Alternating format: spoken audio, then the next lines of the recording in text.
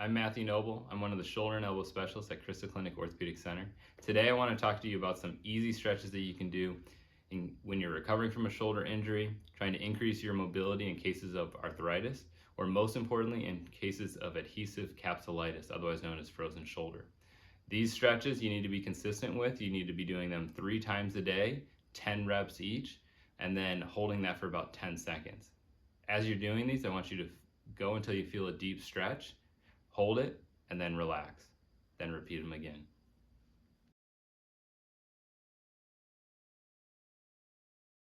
In this first exercise, she's going to be showing you wall walks. As you can see here, she's standing at a comfortable distance from her wall with the elbow slightly bent and her hand flat against the wall. When she wants to start doing the stretch, she's going to walk that hand up the wall. She's going to go until she feels a stretch. And in cases of adhesive capsulitis or really limited mobility, you may only get to about here when you first start. With this, if she wants a little bit more of a stretch, she'll really lean her body in there. She'll feel that deep stretch. She'll hold it for about 10 seconds. She'll relax her body, and then she'll slide that hand back down the wall. Once she has reset, then she'll walk her hand back up, really trying to push it a little bit further than she did last time. And then she'll lean that body into the wall again. Feel that stretch.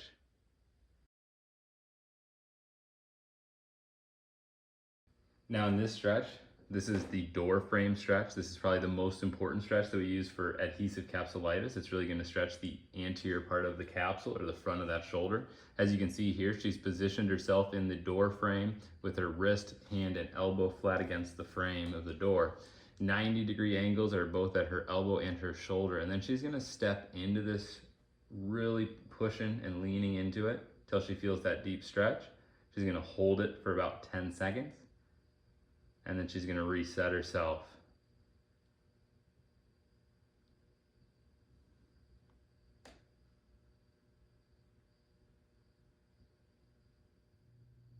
Now in this stretch, it's more for the inferior capsule. You can do it in combination while you're doing your door frame stretch.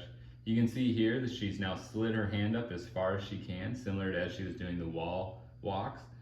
And now she's going to lean into this until she feels a stretch, holding it for about 10 seconds, and then relaxing, letting everything reset before she steps back into it again.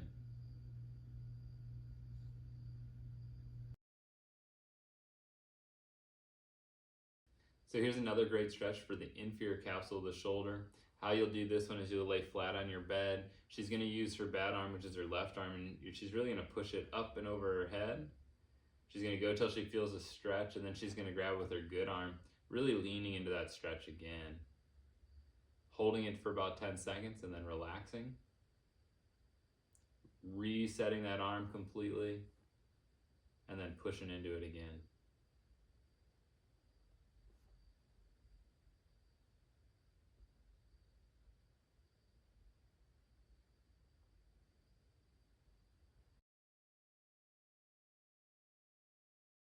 Now this is called a sleeper stretch. It's great for the posterior capsule of the shoulder or the back of the shoulder. We use it specifically in throwers and in cases of frozen shoulder. But you can see here she's lying on her side. Her arm is about 90 degrees from her body. And then she'll bend her elbow up. She'll then use her good arm, she'll grab her wrist, and she's going to push this down until she feels that stretch in the back of her shoulder. She's going to hold it for about 10 seconds, and then she's going to relax. The nice thing about this one is you can stretch different parts of that posterior capsule, so she can actually roll back a little bit and then push into her stretch again. This time she'll feel that stretch a little bit differently than she did the other time. When she relaxes, she can also lean into it and try there. So this is one that I always tell people to start at that 90 degree where they're straight up and down, but you can adjust it slightly so it gets the best stretch for you.